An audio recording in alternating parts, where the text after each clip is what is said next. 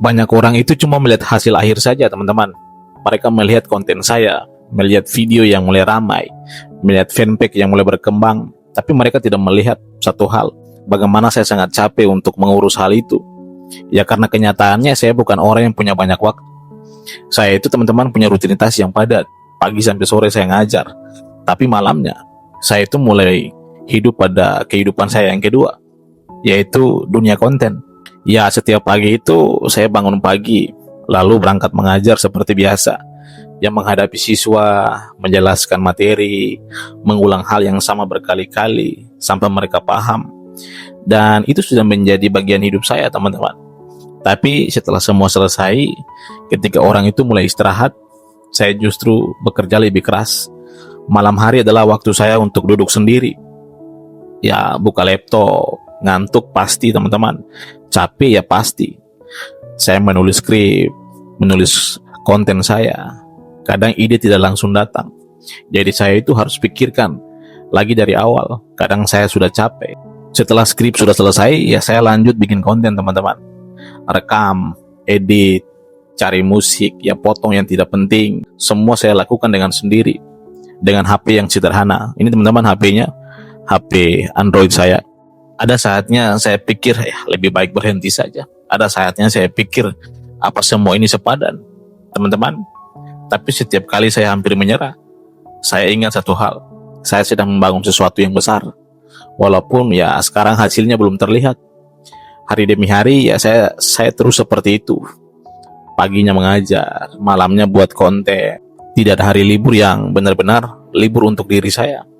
Karena pikiran saya tetap bekerja di dunia konten. Nah, ini untuk teman-teman semua ya. Ya, tapi suatu hari mulai berubah.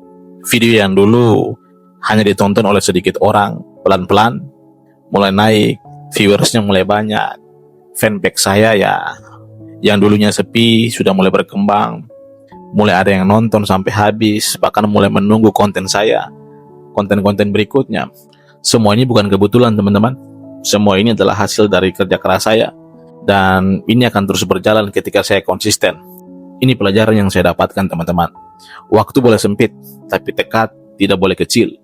Saya tidak punya banyak waktu atau waktu yang besar. Saya hanya punya malam hari yang tersisa, bahkan sangat capek. Tapi saya memilih untuk tidak menyia-nyiakan waktu itu. Ya, sekarang ini banyak orang itu menunggu waktu yang tepat untuk memulai. Tapi saya tidak punya pilihan itu. Saya itu mulai dengan waktu yang saya punya, bukan waktu yang saya inginkan, teman-teman. Dan ternyata itu cukup baik buat saya. Ini penting untuk teman-teman semua. Jadi pesan saya begini, teman-teman. Kalau kamu juga sedang sibuk, sedang capek, sedang merasa tidak punya waktu untuk membangun impianmu, ingat hal ini. Ingat, kamu tidak butuh waktu yang sempurna. Kamu hanya butuh waktu yang konsisten. Kamu hanya butuh konsisten di waktu yang kamu punya, teman-teman.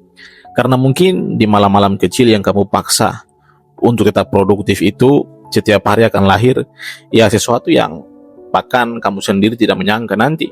Kamu akan sadar, teman-teman, semua rasa lelah itu ternyata tidak sia-sia, akan terbayar dengan nilai yang luar biasa.